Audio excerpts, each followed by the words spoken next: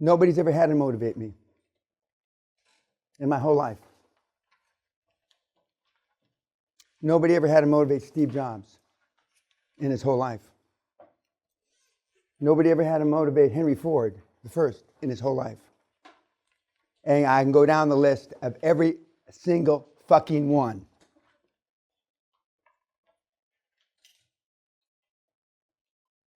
My experience for the people that are the most successful, the Hall of Famers, the billionaires that I've made like God out of clay, I didn't have to motivate them.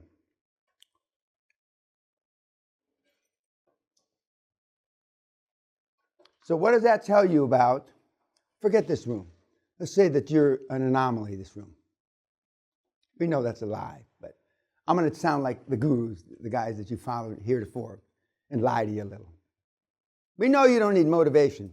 But what about those poor cocksuckers that do need motivation? What did that say about them? Forget about it. Next.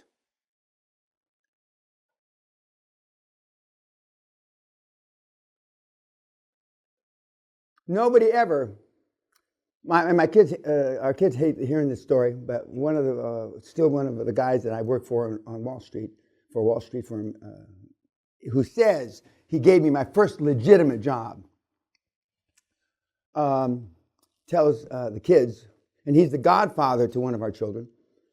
He says, we used to have the security guards drag your father from the office and make him go home to sleep after 5-6 days straight. The security guards dragged me from the fucking office. My kids hate hearing that. I used to take a sponge bath in the men's room and have my secretary go buy me a new shirt every day. And I used to have a proclivity of dropping shit on my ties, so I used to have to buy a lot of ties too.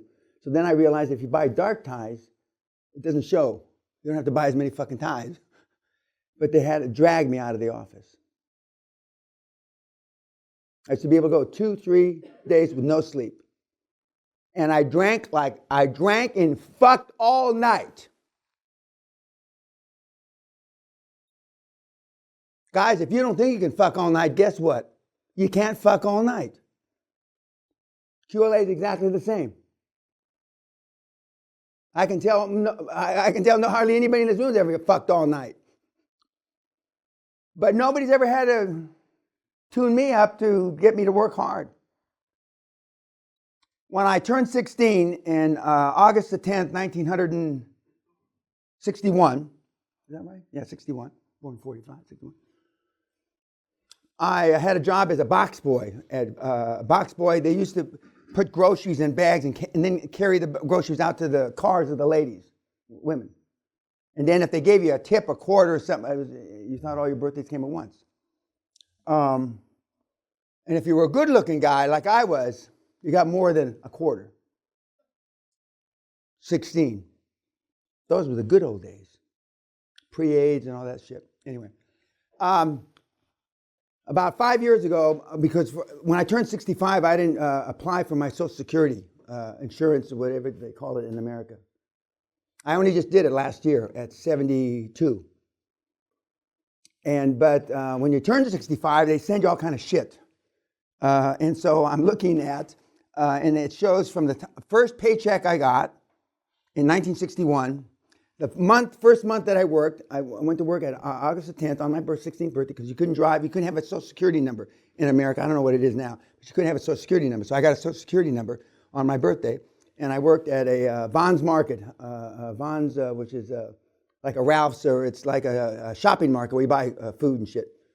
And I got paid $1.05 an hour. The first paycheck I got was for $241. So roughly speaking, I worked 240 hours from August the 10th through August. How many days in August? 30 or 31? Through 31. So in 21 days, I worked 240 hours. First job I ever had. And I think my take home was about $160 $60 out of 240. And if you wanted to go home, you had a headache, I took your shift. You wanted to go home and fuck your old lady, I took your shift. They just called me with their shifts, hours. Why? Because when my dad retired from the LAPD after 28 years of being a cop, in those days, if you didn't take your day off or your days off, they paid you for them. So at the end of his 28-year career, he had 710 days off that he hadn't taken. 710. And if you do the maths, as they say in this country, I don't know why maths is plural in this country. I have no idea why that is. But if you do the maths, he never took a fucking day off his entire 28-year career. So what kind of role model did I have? And what kind of role models do you have? From 1971 to 1997, I worked every fucking day for 26 years, including the day I got married. Every single day, from 1971 to 1997, I didn't take one fucking day off.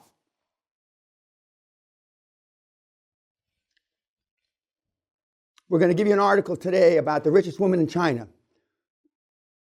She didn't take a day off in 26 years.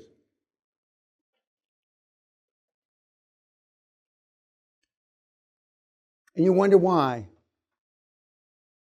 you're here. Now I'm going to read you an email. Where is it? Where did I put that? Oh. Speaking of Jews in Israel, I don't want to get the fucking Israeli government on my ass, but I'm going to read you this email I just got. From one of your brothers, a thief. But if I have to motivate you kids, you're not going to make it. Now there's a difference between keeping you accountable, because I'm not motivating you. And you'll fall off the turnip truck or the beer wagon or whatever the fuck you want to call it soon enough. You'll be led by your own devices.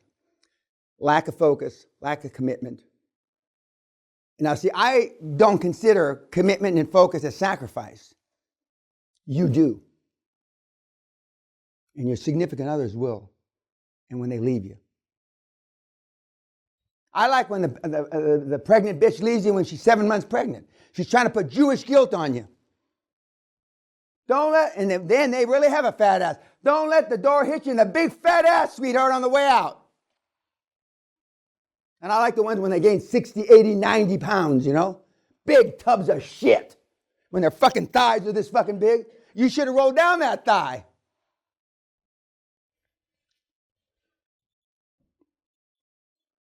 But if I have to motivate you, you wasted your money. Do you realize over 70% of all the personal development shit that's bought never gets used? Over 70. Now, you don't see that in any of the commercials, do you? It's not even opened.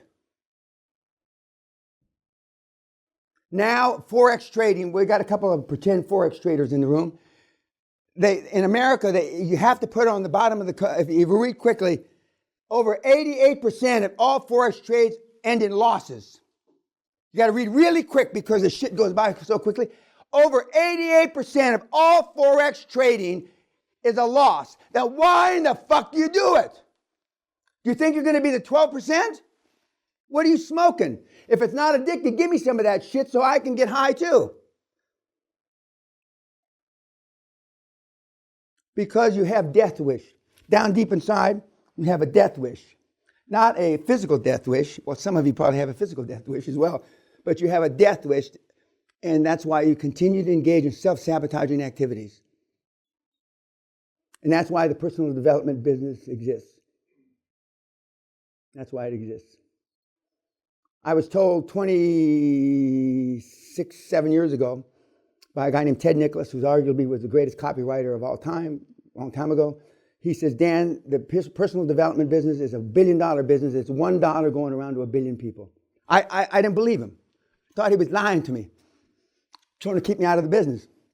He was telling me the truth. He was telling me the truth. Okay, last night you saw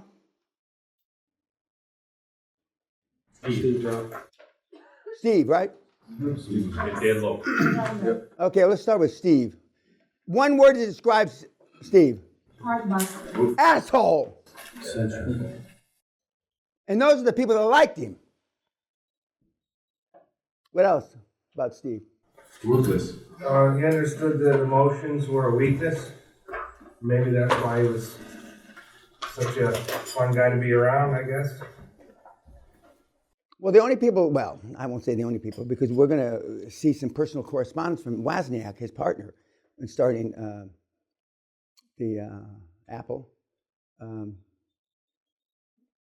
even the people that liked him have nothing good to say about him. Success leaves clues. And then there's you. Now, Steve certainly wasn't a pleaser. Don't confuse me with the facts. I may be wrong, but I'm never in doubt. All these things I've been saying for 50 years, actually before, because I'm older than Jobs if he was still alive. He's 10 years my junior. They all say the same thing. They're all now I say generically speaking, they're all the antithesis of you. Antithesis meaning the opposite. What else about Steve? Yes, sir. Well, you know, he knew that he could always find somebody to do. He could always replace people that worked for him. Whoa. He could find somebody to do what they did, but they couldn't find anybody to do what he did. And when we talk about, unfortunately, the best way to show order and who's in charge when you buy a company is fire somebody the first day you take over. First day. Doesn't really matter who. They used to tease me that I used to go down the offices, and every third office I'd fire. That's a little bit of an exaggeration. Maybe every fourth or fifth office. Didn't care. I don't believe in legacy knowledge in a company, especially today with the computers. 40 years ago, there was legacy. Some old fart knew how to do something, but not today. You can hire any dipshit out of university or out of a trade school or out of fucking high school. You can teach them how to program. I mean, now for sure, there's no legacy. But because you're pleasers, you don't want to fire anybody. And you want to be liked. If you think when you buy a company that's 10,000 employees, you think those 10,000 people are going to like you, you're full of shit. They're going to be scared as whores in church because they've got mortgages. They've got children. They've got mother-in-laws. They've got to support. And they're afraid you're going to fire. And why would they be afraid you're going to fire them if they were good employees? Because they're not. They're worthless pieces of shit. Remember, 87% of the people on the planet are unhappy. And there's two major things they're unhappy over. Either their family or their job. What else is there to be unhappy about?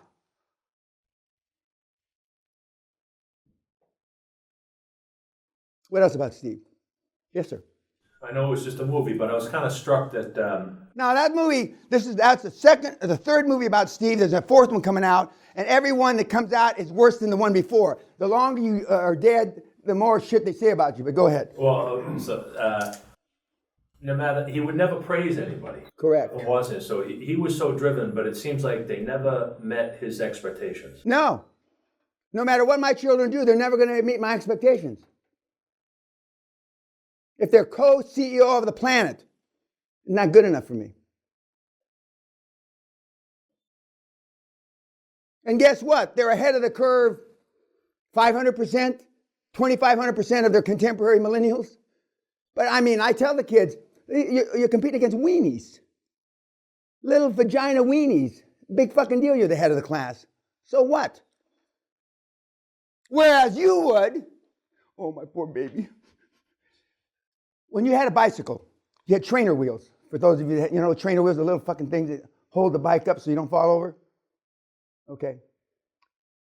You took the trainer wheels off. What happens? Invariably, you fell over on your big fucking melon head, right? And who comes running up to say, oh, my baby? Normally, mom. Normally, mom, oh, you poor baby. You have led bubble-wrapped lives. My dad, I used to like to walk into the street and fuck around and dodge around cars as we were moving.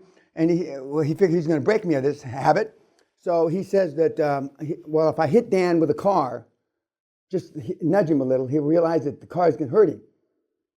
We had a Willys, which was a Jeep product, and it had runner boards. You know the runner boards that you stand on? Okay.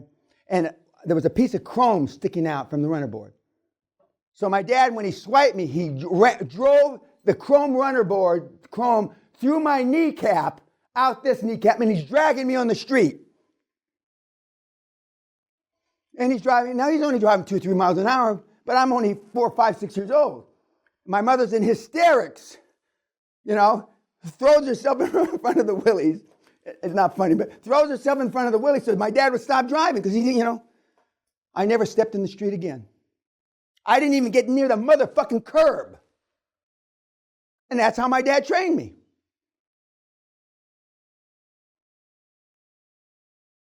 Hits me with a fucking car. But it works. Unfortunately, contrary to what love doesn't get the job done, fear fucking works. And fear laced with beatings that you may or may not get works best. He used to tell his brother and sister when they used to say, Manny, aren't you being harsh on Danny? And then he'd look at his brother and say, well, what about the crack horse slut daughter you got? How's your program working out with her? And his brother, what about the heroin addict asshole in the penitentiary? How's your program working out with your boy? That was the answers that I heard my father give his brother and sister.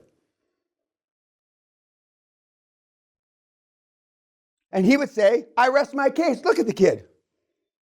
Of course, then when I only go to funerals and weddings. Now I only go to funerals. I don't go to weddings. But when how after the funeral you go to the guy's house or somebody's house and you have cake and drinks and all the men congregate in one room and all the fat old tubs of shit are in the kitchen waddling around making. I walk in the room. I walk in this room. My dad would be sitting there, and he said, "This is my son who lives in a castle." That was my introduction. 20, 30 times. I said, Dad, if you ever say that again, I'm never going to go to a fucking deal again. He did. I never went again. We have people that have come through the seminar. We've got a doctor from South America who practices medicine in Texas. This is my daughter who has the Olympic swimming pool because she's got an Olympic swimming pool in her backyard, which is a pretty big swimming pool. This is my daughter who has an Olympic swimming pool. That's how her mother introduces her. You guys don't have an Olympic swimming pool. At least that mother's got something to be proud of.